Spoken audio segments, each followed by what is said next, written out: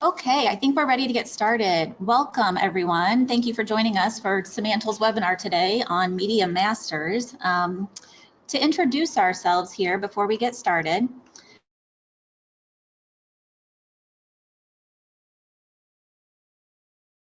I'm excited to be able to be here with you today talking about media and how we define that at Samantle. For those of you who may not know us, Samantle is a marketing firm located in Peoria, Illinois, and we focus heavily on hardworking and quality of life brands. So many of our examples today will sort of be from those industry segments, and we're just excited to get to know all of you.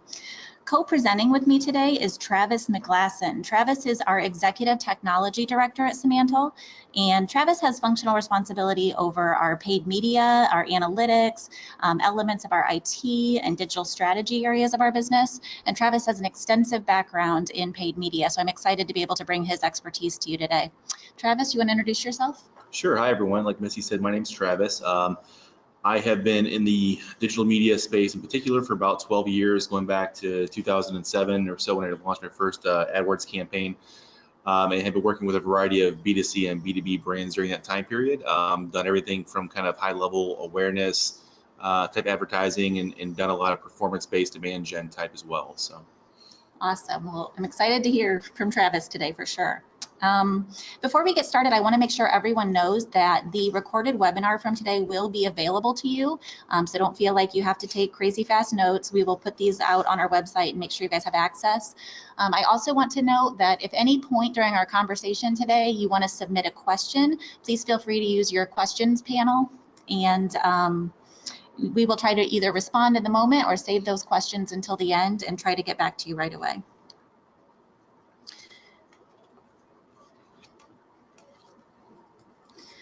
Before we begin, I want to mention that this is actually the third in a series of webinars. The first that we did a few months back was on customer experience, and that's really a big area of focus for Samantle. We believe in building strong customer experiences as part of your brand strategy. Following that, we did a talk on marketing automation, and that's really activating on the customer experience. And this webinar today is actually just the third extension of that. So even if you build the best customer experience and you're able to automate and trigger a lot of those transactions, finding your target audience and making sure you're sort of at the right place in the right time sometimes requires a paid media strategy, but also a really thorough channel strategy. And Travis is going to be sharing a bit more about our philosophies on that and how to sort of think all of that through. If you want to go back and look at any of our past recordings, all of those are available on samantle.com. So here's what we're going to cover today. There's sort of four sections of our talk. Travis is going to be going over the media landscape in general and how it has grown ever more complex.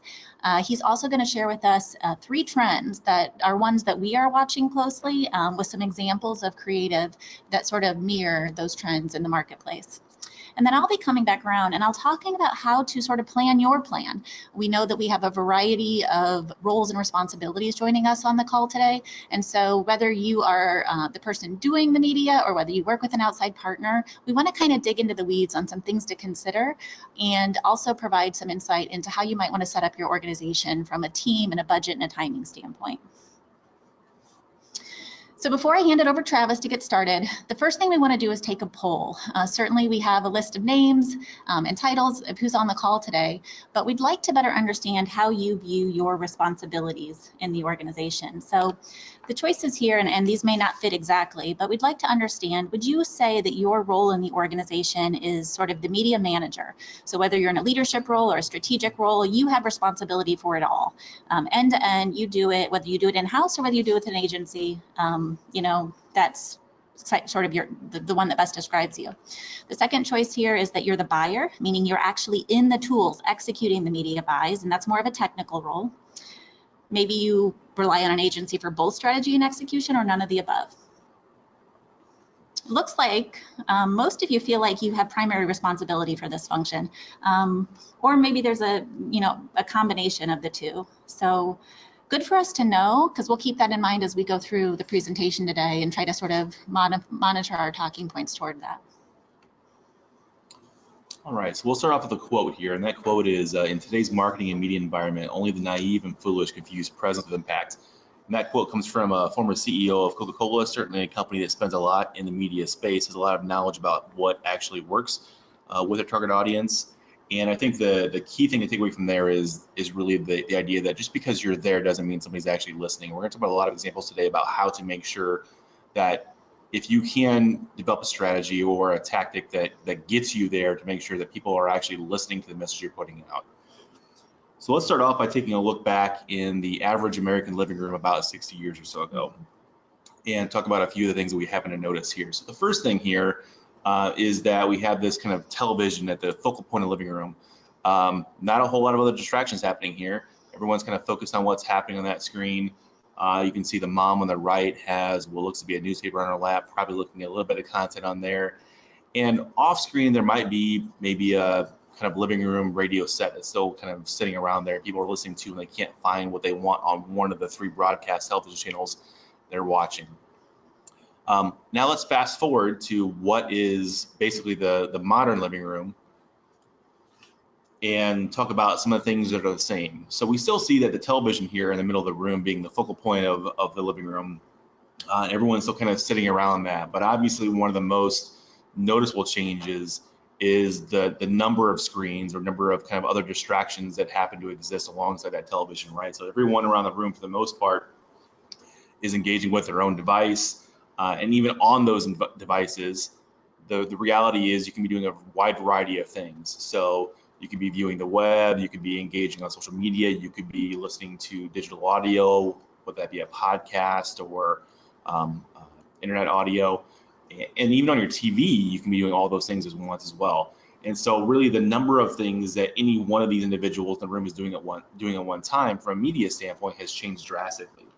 Also off screen here, you're noticing a few things that are no longer present, right? So that newspaper is no longer present. The propensity for people to actually engage with print media has declined somewhat. A lot of that content is now being consumed online. And there's probably not even that old radio set still sitting in this living room.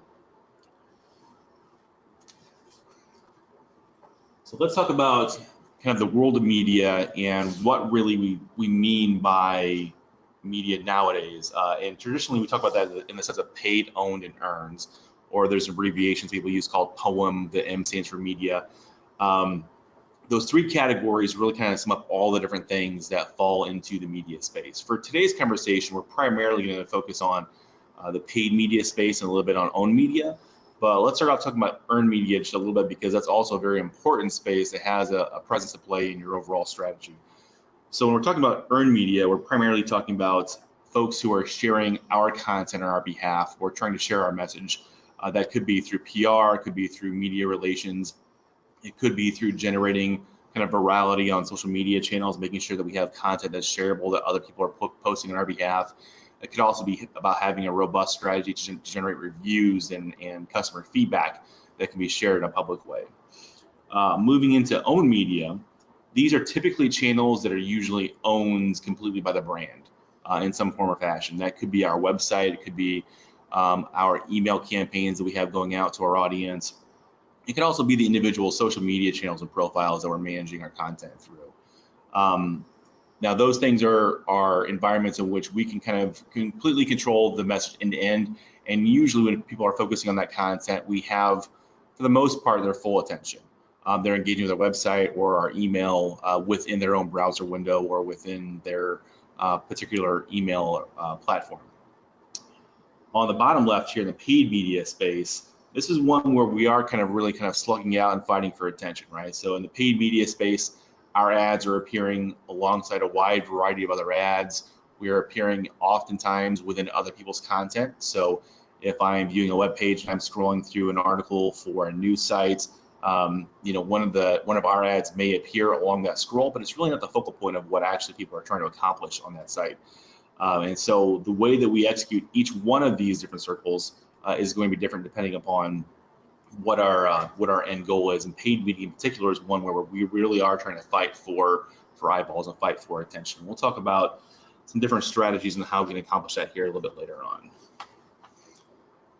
Before we get to that, I do want to talk about kind of what is the end goal of media. And again, going back to paid media in particular, we usually talk about it in the context of drivers and destinations, or really You could also summarize this as being kind of messages and actions. So what we're trying to do here is to deliver a message in the form of a driver to an individual, and that could be an ad that appears within that web content. It could be something within the social media feed. It could be a broadcast ad on radio or television. And our goal ultimately is to drive somebody to take some kind of desired action. If we're talking about high level kind of awareness advertising, that may be as simply as remembering who we are, so that when they walk into the grocery store, when they walk into whatever location they're going to, they'll have top of mind awareness of our brand when they're walking through the aisles. It could also be as specific as we want people to take a very specific call to action to attend an event potentially, to purchase a particular product, to call a phone number, or in the space of digital advertising, go to a web form and fill out their information and supply us their information in the form of a lead. So the way this works from a user flow standpoint is that any one of those categories of media, paid, owned, or earned, can ultimately deliver on that driver's destination promise. We want to make sure that people are engaging with that media. They're going to follow that call to action, and then they're going to go to an additional location. Again, that could be going to our website, which would be that first owned media bubble there. It could be then them taking the action of going to a gated white paper, which would be that second owned bubble, and then filling out their information to a form and delivering us a lead in that third owned bubble. That's one example of how this can work. And sometimes this can actually work in a very compressed way where it happens totally within media itself. So currently, a lot of publisher platforms, Facebook being one, Google being another, have kind of closed the loop or condensed the overall user flow here to go from advertising directly to action, to make the job a little bit easier for marketers and also to create a better user experience for people who are engaging with the advertising. So on the screen in front of you, you can see what's called a Facebook lead ad. And whereas before, this might have been an advertisement that drove individuals to a website and then drove them to a piece of content and then potentially to a form they ultimately submitted in order for us to capture their information. This all happens right within the ad. So I click on the call to action on here, which is the learn more button. And with this being Facebook, one of the other benefits is that all of my information that I've already put into my social media profile automatically populates right as soon as I click that button. So I don't have to go through and fill out the form or even use the autofill feature in my browser to get there. Facebook just does it for me. And so it really makes it a lot easier for you to submit your information to the advertiser, and it makes the likelihood that somebody's actually going to submit the form a lot higher. Another example of this is a recent test that Google's rolling out. So video content is huge on the internet. It's probably not a surprise to anyone that YouTube is the second busiest search engine in the entire world behind Google itself. And so there's a lot of volume of traffic on YouTube, a lot of people engaging with those videos and viewing content. And so YouTube is taking that example from Facebook, the lead ad example, and has begun to experiment with building those directly into video itself. And so what you see here is a slide from a conversation we had with Google a few weeks ago when they were on site here at Simantel. This is a beta called TrueView for Action. And basically, when you have a TrueView pre-roll ad that appears before the primary content you're viewing, you can have the opportunity now to experiment with developing a lead form that then populates right below the video to capture that same information. And again, because it's Google and they have a lot of your information potentially from your Gmail account or from another account you may have with them, your information can populate again and make it that much easier to capture that customer information. So again, these are just a few examples of how drivers' destinations work. They can work in that kind of elongated process that we described before with the user flow, or they can often happen and do frequently happen nowadays in a much more condensed way with Facebook lead ads and the video lead ads we're seeing here from YouTube. And I would expect this trend to continue in the future, and for people to engage with ads and be able to provide their information in advertising in a lot more condensed way from here on out. Now, at Simantel, we often work in kind of two different areas of strategy and activation. And when we're talking about developing strategy, we're usually focusing on things that are complicated, that are involving a lot of different parts of the organization or different parts of execution to accomplish, or they are often very tied to important business goals for the organization. And for that reason alone, require a lot more attention just to coordinate things, to align things properly, to make sure that we have kind of all of our kind of ducks in a row, so to speak, to meet the end goal of that strategy. And so what we'd like to kind of talk through is the spectrum of how you can engage with media along this strategy and activation continuum. The first one being here that your overall media strategy needs to consider drivers and destinations, and also the different technical implementation or the creative input that may be required to make sure you get the most bang for your buck from all those areas. The next part of the continuum is I want my media channels to reach my target, but I don't really need help with destinations. So maybe you've got a pretty robust web presence, you have CTAs and lead forms all set up, you're ready to go with that from that respect, but you really want to make sure that your media is targeted as precisely as it can be to get to the exact audience that you intend to communicate to. The third one here, the final example, is I really have a quick hit need for a promotional activity or need to get some awareness out there about a particular event or activity, and I just need to get the message out there. I'm not necessarily looking for performance-based media. I don't have a very specific business goal I'm trying to achieve other than just general awareness and communication. And that's kind of the spectrum from strategy to activation that we work with our clients along. A lot of what we do probably falls in those first two buckets, but it certainly is the case that from time to time, the right kind of media campaign rolls around that falls in that third bucket where we're trying to focus on this quick hit initiative that's generating awareness or maybe generating promotion for a specific sale or activity.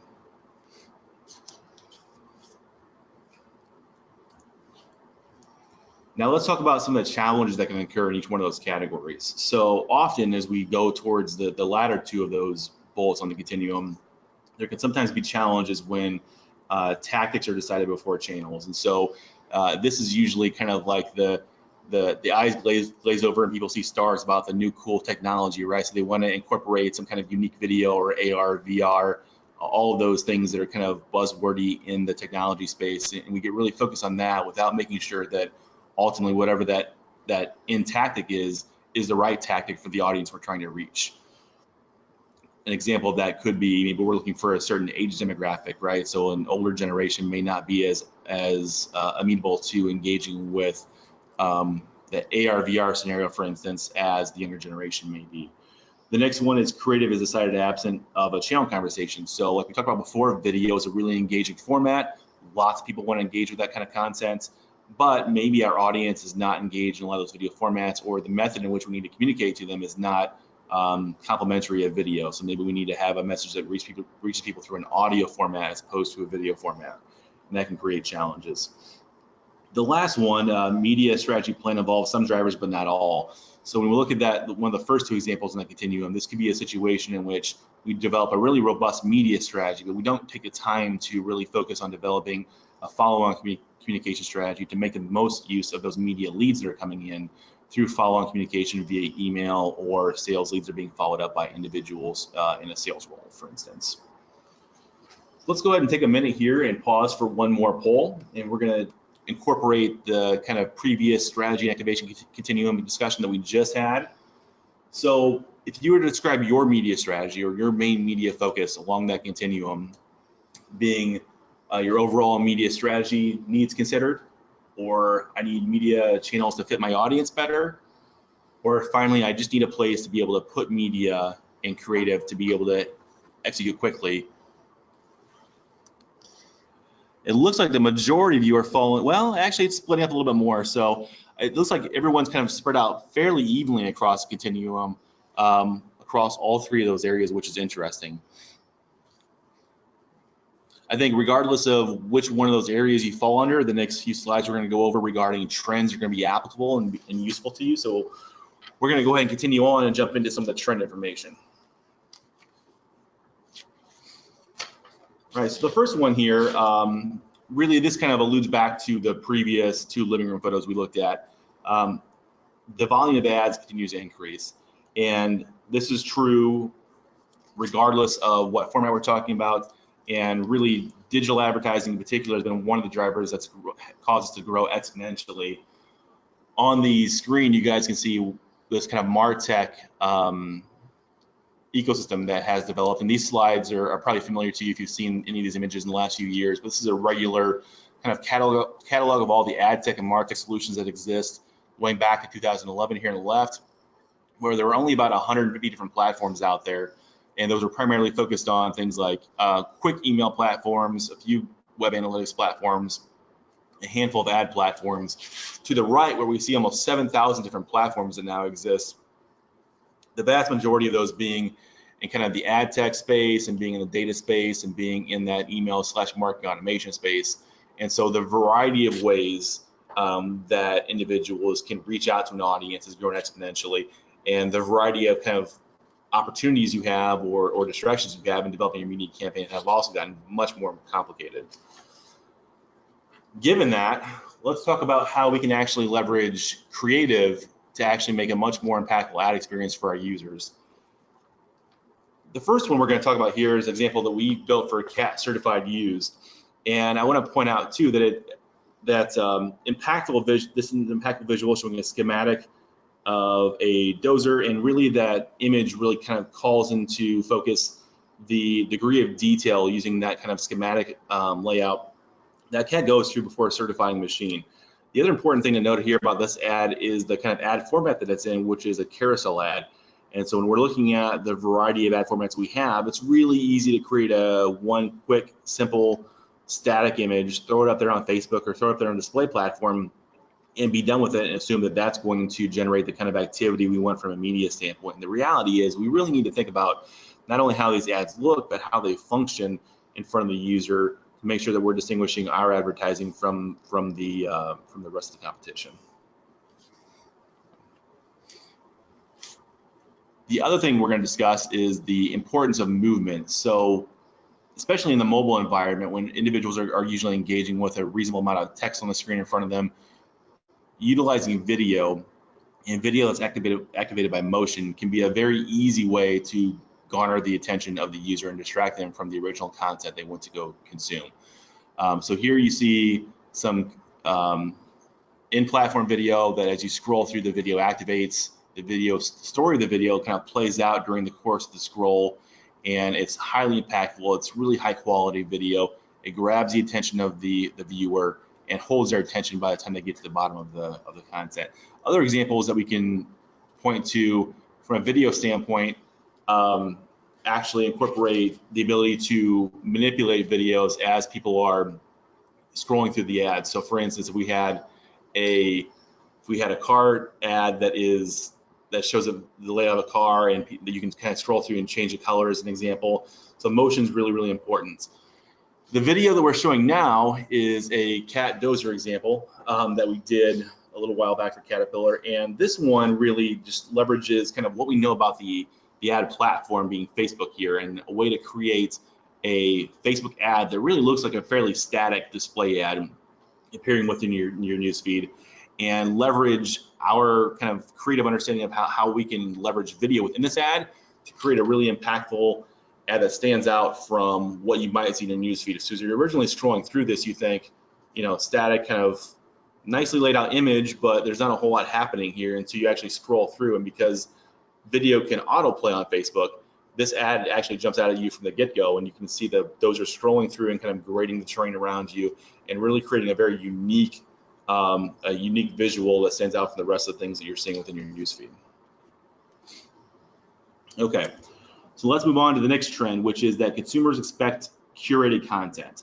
And so really what we're talking about here is how relevant, or how the demand for relevant content that individuals want to see when they're engaging with their advertising. And we can really thank the likes of Amazon, Google, and Facebook for this one, because when they're engaging with related product purchases on Amazon or suggested videos or articles on Facebook, this is really what they're beginning to expect consistently, even within their advertising. So let's talk about a quick stat here, which is that as marketers are looking to increase investment in tools like the tools that facilitate personalization, it's really important to also keep in mind that expectation doesn't begin and end with advertising. So while AI and personalization technology investment are the top two categories here, the next five you see below us, really the last four: content creation, content access, content distribution process, and content diversification, really speak to the need to make sure that investment follows through the rest of the user experience. So If you're going to invest the time to customize ad content, you need to make sure that you invest the time to customize that experience and personalize it once they get to your website or once they engage with you from an email standpoint. And that requires building out additional creative. It requires building out copy in a way that allows you to customize it or personalize it to an individual user. So don't forget that that personalization is an expectation across the user experience and not just the media space. Let's talk about some ways in which here at Savannah we've visualized some ways that we want to incorporate personalization within our advertising. So we're going to get a little geeky here from a data standpoint, but this top of the slide here you see basically a table, or it could be a database table, and we'll assume that we've gone out and purchased a data set about potential customers that might be interested in the kind of services that Savannah offers. And in this data set, we've decided to go ahead and purchase the kinds of different marketing technologies that these individuals might utilize within their platforms. These data sets exist for a wide variety of industries. This one is specific to marketing and specific to Savannah, but regardless of the industry you operate in, most of the data sets like these exist that we can purchase and execute media on your behalf from a wide variety of different industries. In the creative below, you've got a couple of examples here. So the one on the left is an example that shows that Jane Doe, who we happen to know from our data set actually uses Google Analytics, is going out to a website, engaging with content, seeing an ad, that ad, knowing that Jane Doe then connects back to our data set and is a user of Google Analytics, dynamically inserts Google Analytics after the word your, and then also dynamically inserts Peoria, Illinois after the words partner in to make that ad as relevant as possible to Jane as she's engaging with that content. So this is really utilizing data to reach out to individuals who we didn't previously have contact with. We only have data from a third-party data source, and then try to create a dynamic and engaging media experience with them on the content they're consuming. The second example here off to the right is utilizing Joe Dane and his data point, which is that he's a user of the Tableau platform. And so again, similar ad sets, we haven't changed the visual too much, but what we have done is completely customize the ad to Joe's situation now, utilizing that data so that it now reads your Tableau partner in Waterloo, Iowa. The degree to which you can customize these ads is really limited only by your creativity and the data sets you can capture. But these are just a few examples of what you can do with third-party data. The next one we're going to look at is what might be a fairly common example of how you can use first-party data from a retargeting standpoint. Lots of people do retargeting for a wide variety of reasons. Certainly they happen in the e-commerce space. The important thing to keep in mind about retargeting is that retargeting is its most impactful when it is specific to the situation or the content people were engaging with while they were on your website. And so in this scenario here, you can imagine maybe it's Jane or Joe from the previous slide who have now come to the Savannah site. They're engaging with our content. You can see our site map over here to the left. They want to know what we do, so they engage with the strategy and marketing automation slides. And instead of serving them a kind of generic Savannah ad after the fact, we're using what is now first-party data that we have to serve them a very specific ad targeted back to maybe seeing one of our previous webinars on one of those topics, or driving them back to a web page with a specific call to action related to either strategy or marketing automation. And the last trend we're going to talk about today is companies investing in overall customer experience. And we've got a few more stats to go over here. The interesting one on the left here is that we often think about kind of experiential marketing or experiential advertising being high-level brand awareness. And certainly that is one of the top uses for that type of media. But just below that is lead generation or conversion at point of purchase. And we'll talk through a few examples here where I think you can leverage experiential advertising in a really engaging way in order to drive people to immediately reach out and contact you, or to aid in the overall sales experience. The chart on the right here is really focusing on where people are reducing their budget in the next year. I think the interesting thing to point out about this particular graph is that experiential marketing or advertising is way, way down towards the very bottom of this graph. So it's a third or fourth from the bottom. So this is an area where marketers continue to find value. They're not making any significant changes in the volume of spend they're spending in this area, while they are spending less in areas like TV, print, and a few others that are mentioned above.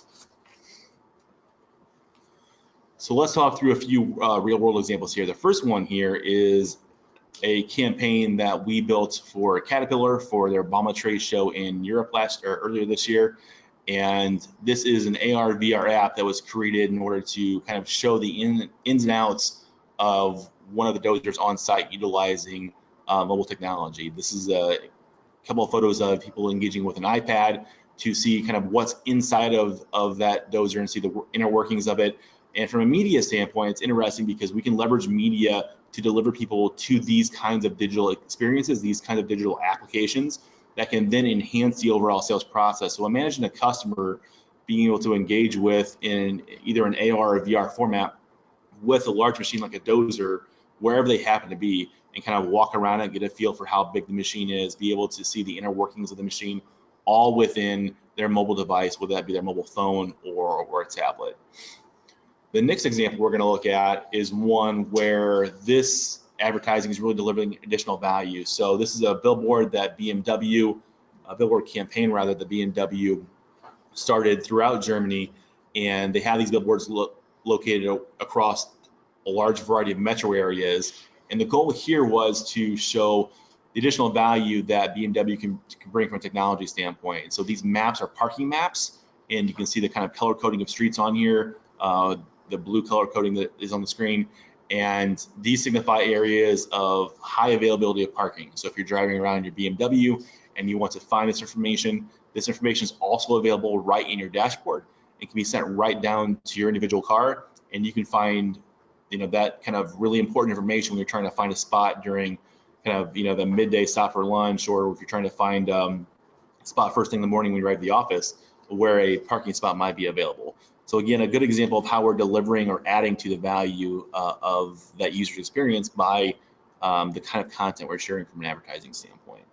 The final one here is really about bringing experience to the user. This is an interesting print ad actually that Toyota did a few years back for one of their vehicles, where they created this kind of custom die cut print piece and sent it out to a highly targeted audience of magazine subscribers.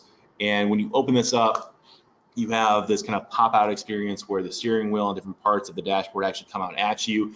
It makes you feel like you're in the car.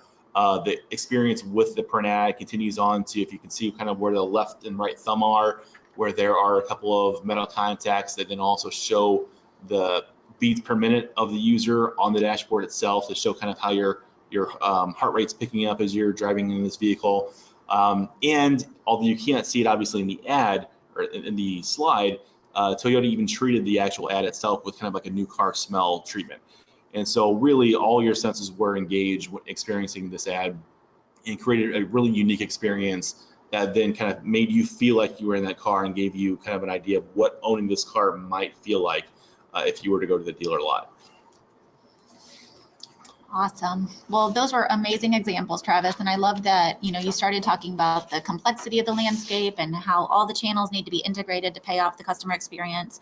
And many of the examples really were about creative and content and customer experience. So while certainly today's talk is about, bringing paid media to life, I think that when we get into this next section about planning the plan and sort of the steps that we need to take as we work through those ideas, it really needs to be tied back to sort of the broader business goals, as you mentioned.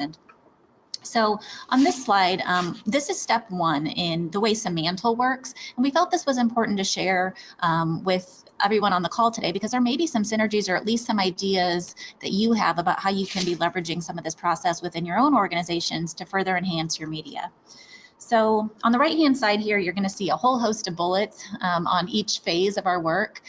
In the research and strategy space, it's really important that we, first of all, understand what's already been done in the media space, understand your target audiences, work with clients on brainstorming sessions about what they want to do with their channel strategy, and really start digging into goals over time. And some of the best media strategies that we've worked on have really been in very intense collaboration with clients on all of these things from the ground up.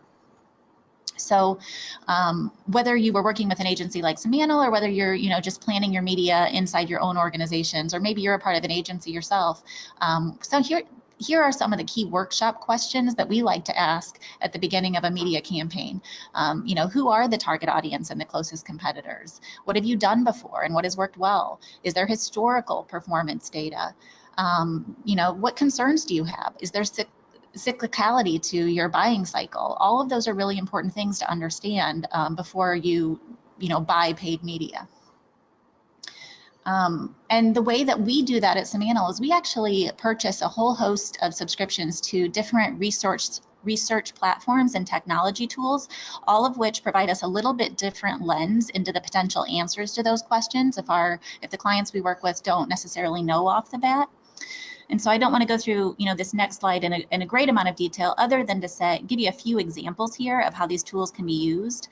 So if you really just need to better understand where your audience is and what they're interested in, you might use a tool like MRI or Spotlight, where you can dig into insights like our target is more likely than average to listen to radio. That's really helpful to us as we plan out that buy.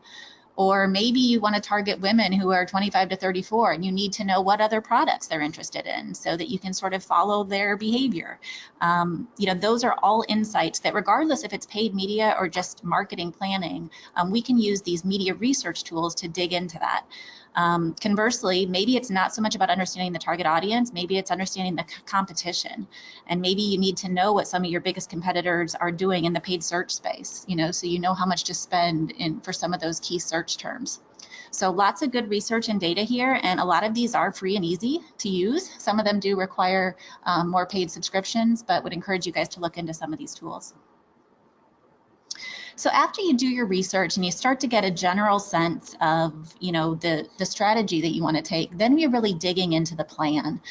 You're really defining your consideration set for what are the channels that we, or the tactics that we feel are appropriate for our buy.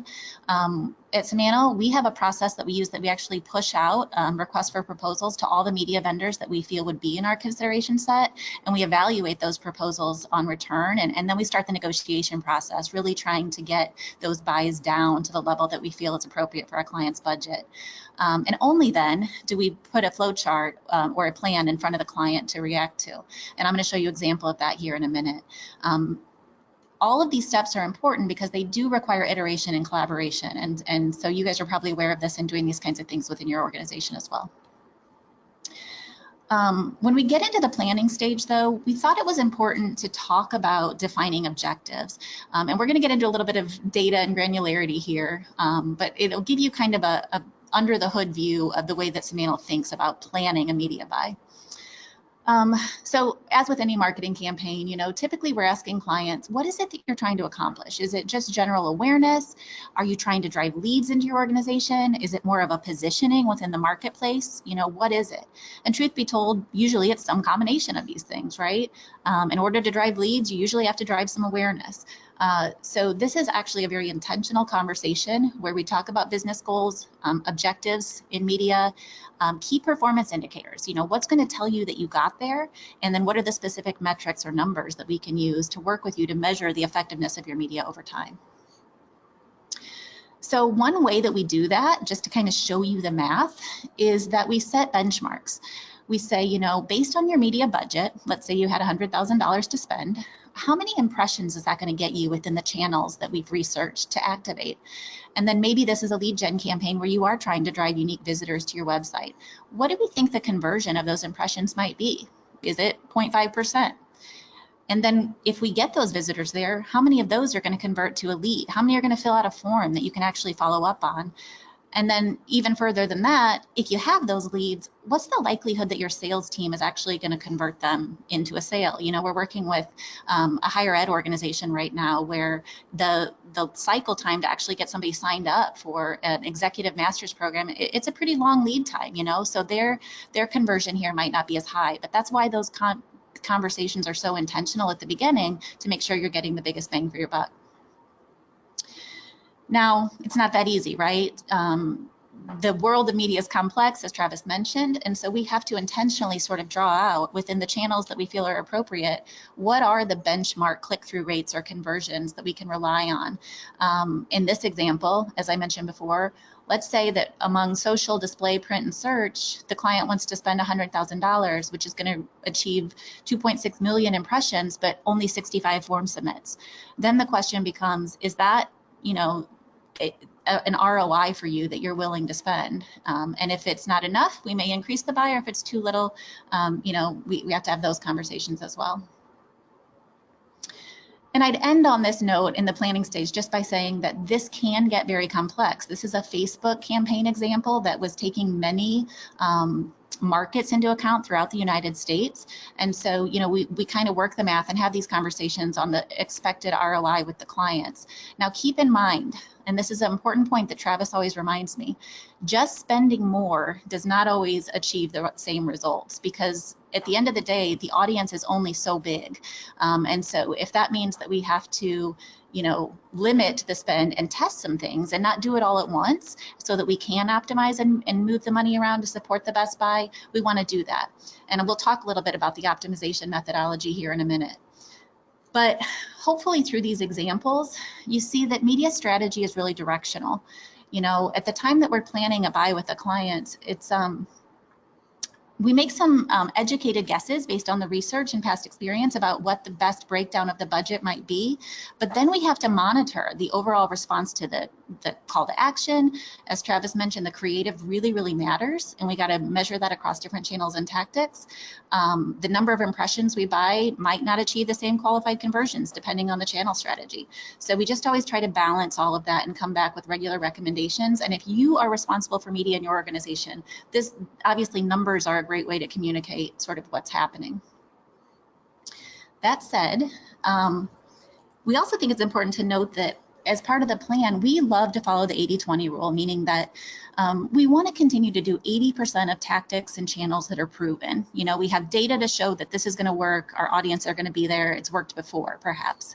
But we also love having 20% experimental. We think that's a really good philosophy, especially when the clients are open to that idea of let's try something we've never done before and see if it works, especially if we have data to show that it might.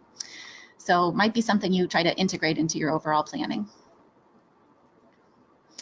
So moving ahead, so we've done our research. Let's say at this point we have our plan. We send our recommendations, we send our insertion orders to the publishers.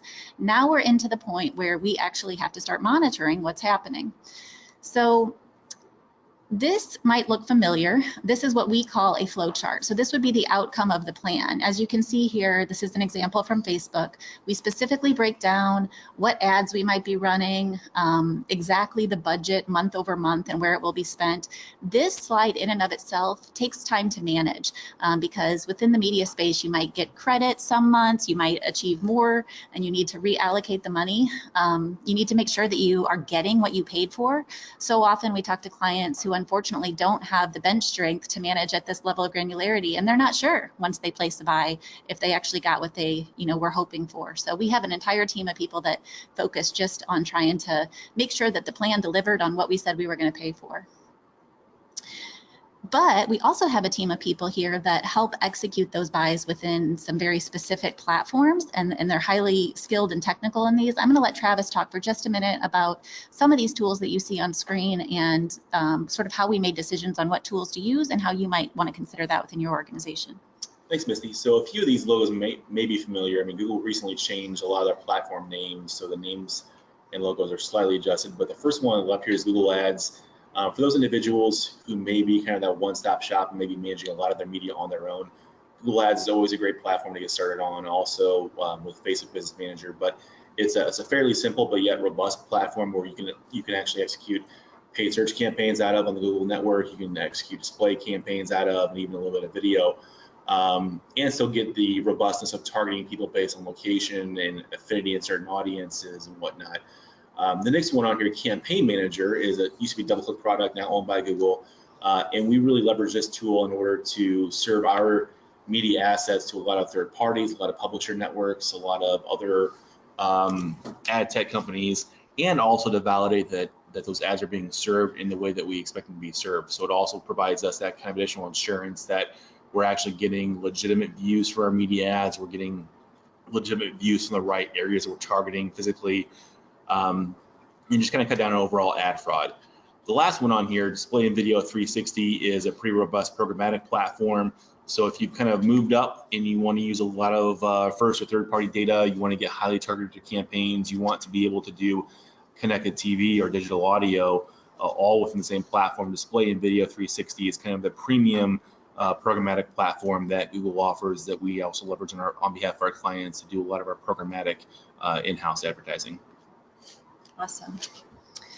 All right, well, that takes us to our final phase then, reporting and optimization. So as I mentioned at the beginning, if we're working on defining those goals and objectives and sort of doing all that number crunching and benchmarks, we want to see if it works. So this is an area where we focus on sort of big picture optimizations and also what we call micro optimizations, where we're sort of pulling the levers within those platforms that Travis just mentioned to sort of make sure that the media is optimized every day. So in this section, we wanted to show just an example of a media report. This is one that we had built for a client that we work with, where they said, you know, our executive team is really interested on the ROI. So we sort of whiteboarded with them and said, okay, what do they want to know about the audience that you're reaching, the cost per thousand that you know, of those impressions that you're paying for? What do they want to know about the people that we drive to your website, the cost of actually getting people there? And then what do they want to know on a regular basis about what it takes to actually turn those people into qualified leads? And you can see these numbers on the screen here. You know, they go up and down. And we try to be as transparent as possible about that, meeting with the executive team on a monthly basis to make these optimizations and having discussions around why these things may be happening. So we view reporting and dashboard creation as a communication tool around your media. And so that upfront conversation on goal setting and collaboration on what you actually want to know about the data is critically important. That said, while an executive audience may care very much about cost, your marketing team or your agency team may just need a simple Excel spreadsheet that says how each platform performed, or they may, you know, have a columns and rows type setup where they can go in and pull those levers on a more regular basis. So keep your audience in mind as you're developing your reporting. At a micro level, however, and this is something that often happens behind the scenes, and if you said that you're sort of a buyer responsible for this, you probably know how important this is. On the left-hand side here down at the bottom, media data checking. As is the case, unfortunately, in a digital world, things break. And so one of the things we do often is just go in on a regular basis and flag to make sure all the media is running, and if it's running in the right parameters. And if something sort of gets out of line, we are on top of it to get it back in line. And so that's one way that we work with our tools and our media vendors to make sure what you're paying for is what you're getting. The other thing that is very cool is the ability to A/B test. So Travis talked about dynamic creative, but if you do have two different messages and you want to, you know, test those, this is an example of Facebook's platform where we can actually run two different, you know, creative approaches or assets to the same audience and over a period of time see which one works. So these are things that, you know, your agency or media team would be doing behind the scenes all the time. I will note very briefly that in order to do any of that well, there is a process that we have implemented, and I'm really proud of it. We call it the Media Action Plan, where we actually track every asset and channel down to the piece of creative so that we can actually do that reporting at a very granular level. And so that's a conversation we have as well. I would encourage you to, if you need insight into how to do this, please do reach out. We're happy to kind of give you some insight here. All right, so we have about 10 minutes left. I'm going to spend about 5 getting through planning your organization. And if you do have questions, feel free to submit them and we'll save some time to answer those there at the end.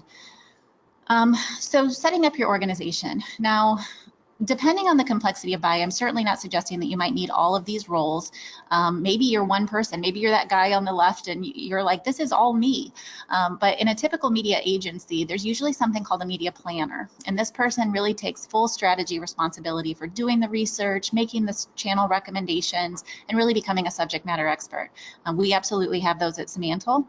And then they work with very specialized buyers. Now, sometimes buyers can do a lot of different channels, and other times they need to be really specialized. So at Semantle, we have a buyer that focuses solely on social. We have a buyer that focuses on programmatic. We have a buyer that focuses on search. And that is because we really want to bring that high-level expertise to our clients. And then the planner is responsible for bringing that all together. The analyst is responsible for pulling all the data sources together to measure that. So without the planner, buyer, and analyst functions, it's going to really be hard to kind of get through much of what Travis and I shared with you today. But there are even other functions such as managing the whole process, working with vendors, even creative. You know, creative and content is one thing that should be listed here too. In terms of timing, we've shared a ton with you in terms of the phases that it takes to launch media. If you're really ground up, you have no creative, you haven't done your research, we suggest that you should allocate about a month from the time that you start your research and strategy, you engage those media vendors, you develop all your tagging. That's the map is the media action plan, so that you can do that reporting that we talked about, and then really get all that set up with your creative and your systems. Certainly it can be done more quickly than that if you already have creative or it's a simple pickup, but this is a really good benchmark if you're just getting started and you're kind of trying to think ahead as your timeline here. And then the final thing we at least wanted to mention before we close today is that there are obviously a lot of different pricing models with media. It can be really hard to determine how much you should spend in media. And certainly the historic rule of thumb to take sort of a 15% commission if you're working with an outside agency still is a good place to start. But because of the complexity of the landscape, we're finding that there are a whole host of ways to structure agreements on what sorts of activities that we talked through today are really better billed hourly. Versus, maybe digital media is a bit higher commission because it takes so much to manage, whereas print or traditional media is a bit lower. We are willing to, consult with clients on all of those things and what works for them. We just really encourage them to not only think about the net media buy, but all of the additional activities that surround it. Not only if you're paying an agency to do this, but if you're trying to really hire an in-house team and structure a team that works for you, you got to kind of think through all of those hours. So I will launch one more poll here. We kind of want to know, based on all that we shared with you about setting up your organization and planning a strong organization, where do you feel your biggest area of improvement really lies? Do you feel like you could really use some help on stronger research and strategy for media? Maybe it's more of the planning and execution and all that number crunching I talked about. Maybe it's more the reporting and optimization, or maybe you feel, you know what, we're doing pretty well here, and this was just validation as such. All right, based on the answers that are coming in, it looks like everybody feels, well, starting to split here, a stronger focus on research and strategy, and then maybe more effort towards reporting and optimization. And you know what, that is not uncommon. Even our in-house team would tell you that sometimes you can get lost in the weeds of execution, and it's always good to pull back and take another look at the overall strategy and the reporting and optimization piece. So thanks for that feedback. So before I open it up for questions here, I just want to remind everyone that if you want to go back and learn more about customer experience or marketing automation, please do visit our website.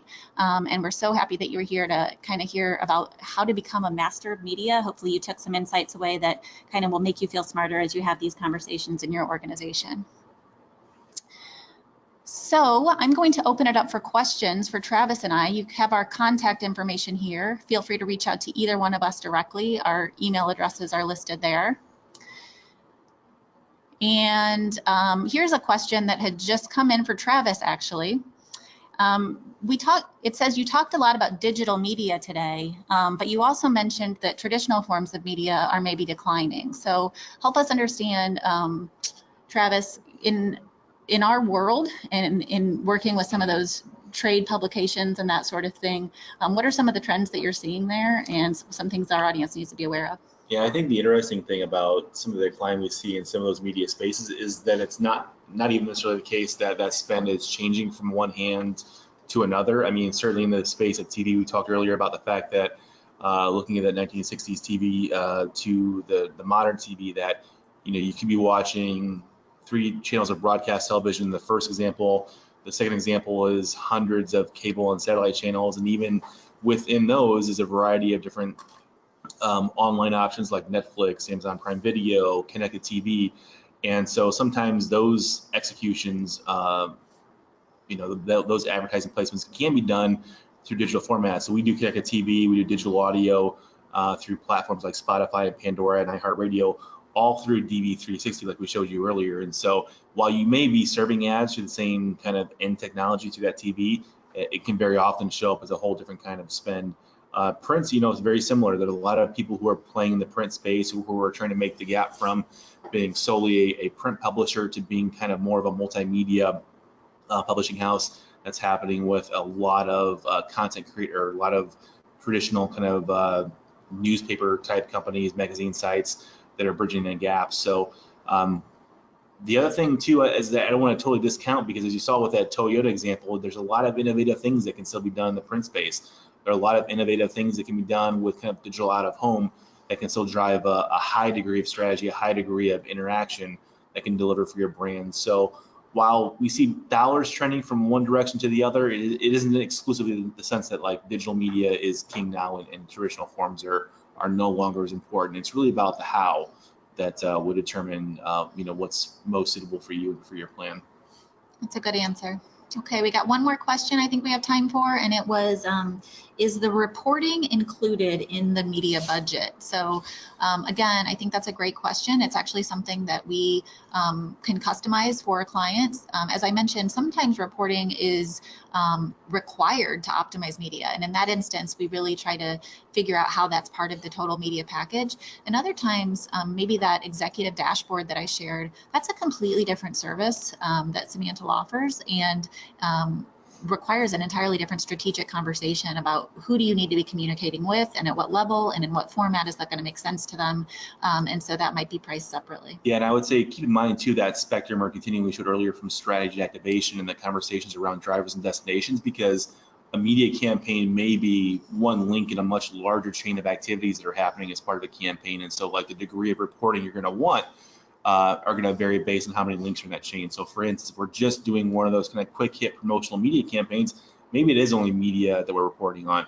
But if you're doing a much larger kind of lead gen or demand-based campaign and you're incorporating content in your website, and you're incorporating lead forms and an ongoing email nurture campaign, then the reporting gets to be much more about the whole campaign or that whole initiative itself than just the media, and so the reporting is going to scale appropriately. So it really depends on kind of what that end structure looks like and whether we're talking about just a fairly simplistic media campaign or a larger kind of strategic effort that might be involved. Awesome. Well, once again, we want to thank everyone for joining us today, and thanks for the questions, and we hope you'll keep in touch and keep a lookout for the next webinar, because we'll be putting out another one here shortly. Thanks, everyone.